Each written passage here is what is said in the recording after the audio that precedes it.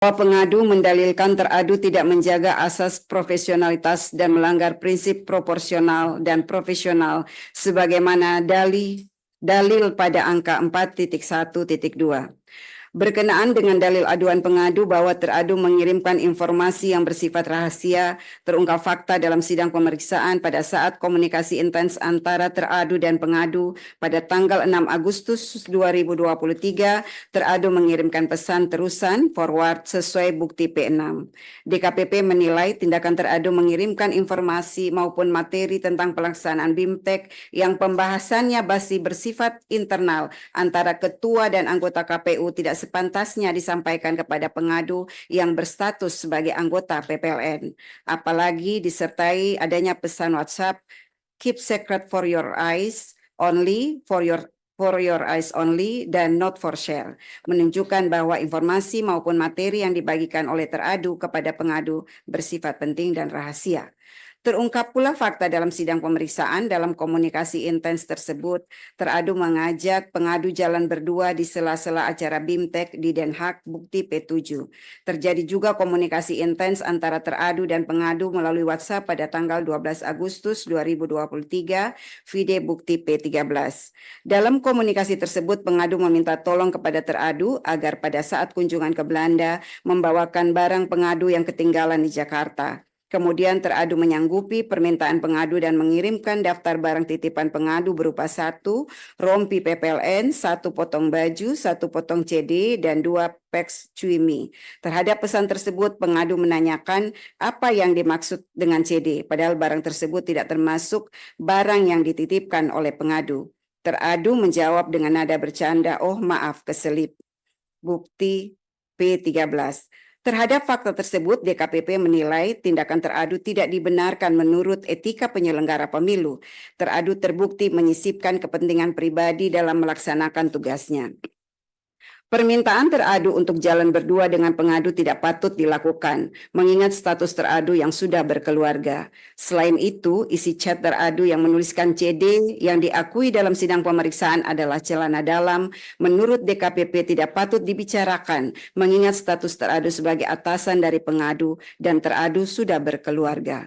Apalagi dalam pesan pengadu kepada teradu tidak ada titipan berupa CD untuk dibawa ke Belanda. Berkenaan dengan dalil aduan pengadu bahwa teradu memaksa melakukan hubungan badan, terungkap fakta dalam sidang pemeriksaan bahwa pada tanggal 2 sampai dengan 7 Oktober 2023 dilaksanakan kegiatan BIMTEK PPLN di Den Haag. Pada kegiatan tersebut teradu hadir pada tanggal 3 Oktober 2023 dan menginap di Hotel Van der Valk, Amsterdam, Belanda. Bahwa dalam sidang pemeriksaan pengadu mengaku pada malam hari tanggal 3 Oktober 2023 pengadu dihubungi teradu untuk datang ke kamar hotelnya. Pengadu kemudian datang ke kamar hotel teradu dan berbincang-bincang di ruang tamu kamar teradu. Dalam perbincangan tersebut teradu merayu dan membujuk pengadu untuk melakukan hubungan badan. Pada awalnya pengadu terus menolak, namun teradu terus memaksa. Saya ulangi, namun teradu tetap memaksa pengadu untuk melakukan hubungan badan. Pada akhirnya hubungan badan itu terjadi. Dalam sidang pemeriksaan, pengadu menyatakan setelah kejadian tersebut, seminggu kemudian pengadu mengalami gangguan kesehatan fisik. Pada tanggal 18 Oktober 2023, pengadu melakukan pemeriksaan ke dokter umum atas gejala yang dialami sebelumnya. Permisi, mohon maaf yang mulia, apakah harus sedetail itu dibacakan? Terima kasih. Saya lanjutkan.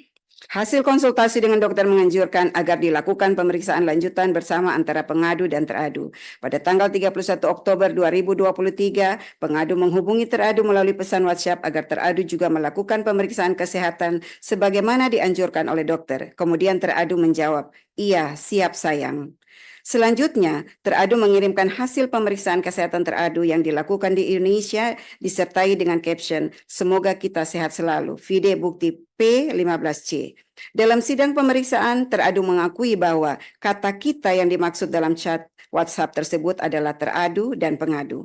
Berdasarkan uraian fakta-fakta tersebut, DKPP menilai telah terjadi hubungan badan antara teradu dengan pengadu pada tanggal 3 Oktober 2023 sesuai dengan bukti P15A, P15B, P15C, P16, P20, dan P21.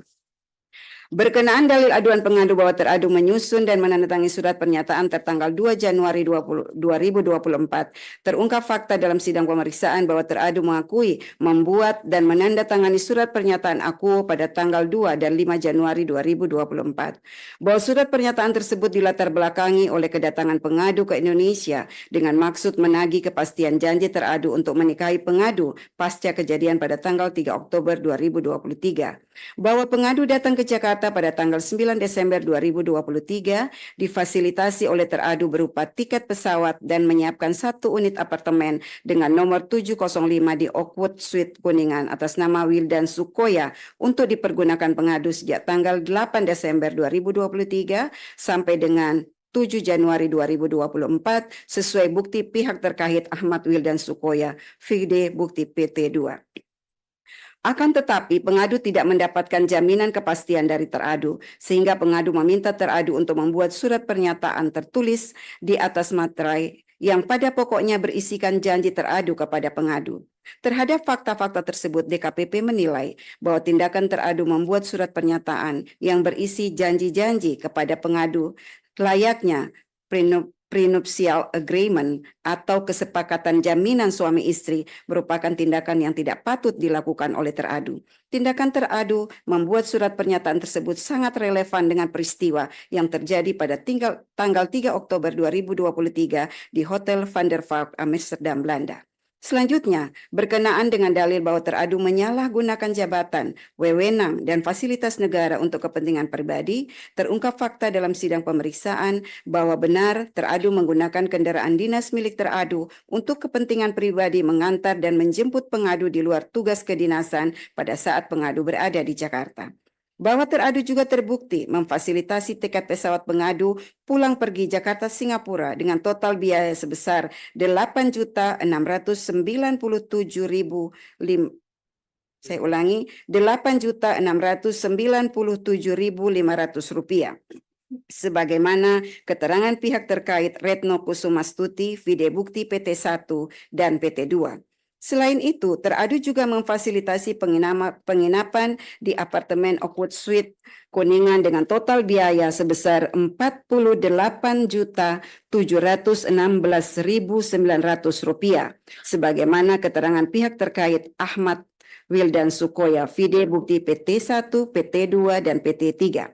Bahwa berdasarkan keterangan pengadu dalam sidang pemeriksaan, teradu juga memfasilitasi tiket pesawat pengadu pulang pergi Jakarta Belanda sebanyak 3 kali dengan total biaya 100 juta rupiah. Hal ini diakui oleh teradu dan menjelaskan bahwa yang membayarkan biaya tiket untuk pengadu adalah temannya. Teradu juga membelikan pengadu layar monitor Asus ZenScreen dan seterusnya dianggap dibacakan seharga Rp5.419.000, vide bukti P11. Berdasarkan uraian fakta tersebut di atas, DKPP menilai sepanjang dalil terkait penggunaan mobil dinas, teradu terbukti menyalahgunakan jabatan, wewenang, dan fasilitas negara untuk kepentingan pribadi. Sedangkan terkait dengan uang yang digunakan teradu untuk memfasilitasi pengadu bukan bersumber dari keuangan negara. Namun demikian, fasilitasi yang diberikan teradu kepada pengadu membuktikan dan meyakinkan DKPP adanya hubungan pribadi yang bersifat khusus antara teradu dengan pengadu, mengingat fasilitasi serupa tidak diberikan teradu kepada penyelenggara pemilu yang lain. Berdasarkan seluruh uraian pertimbangan di atas, DKPP berpendapat dalil pengaduan pengadu sepanjang pada angka 4.1.2 terbukti dan jawaban teradu tidak meyakinkan DKPP. Teradu terbukti melanggar ketentuan pasal 6 ayat 1, pasal 6 ayat 2 huruf A dan C, pasal 6 ayat 3 huruf E dan F, pasal 17 ayat 1, pasal 10 huruf A, pasal 11 huruf A, pasal 12 huruf A, pasal 15 huruf A dan huruf D, pasal 16 huruf E, dan pasal 19 huruf F, Peraturan DKPP nomor 2 tahun 2017 tentang Kode Etik dan Pedoman Perilaku Penyelenggara Pemilu. 4.4. Menimbang dalil pengadu selebihnya, DKPP tidak relevan untuk mempertimbangkan. 5. Kesimpulan. Berdasarkan penilaian atas fakta persidangan sebagaimana diuraikan di atas, setelah memeriksa keterangan pengadu, jawaban dan keterangan teradu, membaca dan mempelajari kesimpulan tertulis pengadu dan teradu, membaca dan mendengar keterangan saksi ahli pengadu, memeriksa dan mendengar keterangan pihak terkait, dan memeriksa bukti-bukti dokumen yang disampaikan pengadu, teradu, dan pihak terkait, DKPP menyimpulkan bahwa 5.1. DKPP berwenang mengadili pengaduan pengadu. 5.2. Pengadu memiliki kedudukan hukum legal standing untuk mengajukan pengaduan akuo. 5.3. Teradu terbukti melakukan pelanggaran kode etik dan pedoman perilaku penyelenggara pemilu. Berdasarkan pertimbangan dan kesimpulan tersebut di atas. Bismillahirrahmanirrahim. Memutuskan. 1. Mengabulkan pengaduan pengadu untuk seluruhnya. 2. Menjatuhkan sanksi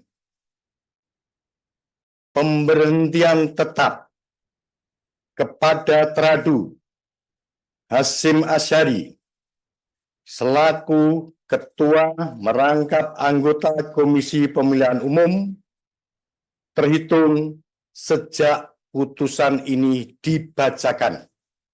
3. Presiden Republik Indonesia untuk melaksanakan putusan ini paling lama 7 hari sejak putusan ini dibacakan. Dan 4. Memerintahkan Badan Pengawas Pemilihan Umum untuk mengawasi pelaksanaan putusan ini. Jelajahi cara baru mendapatkan informasi. Download Metro TV Extend sekarang.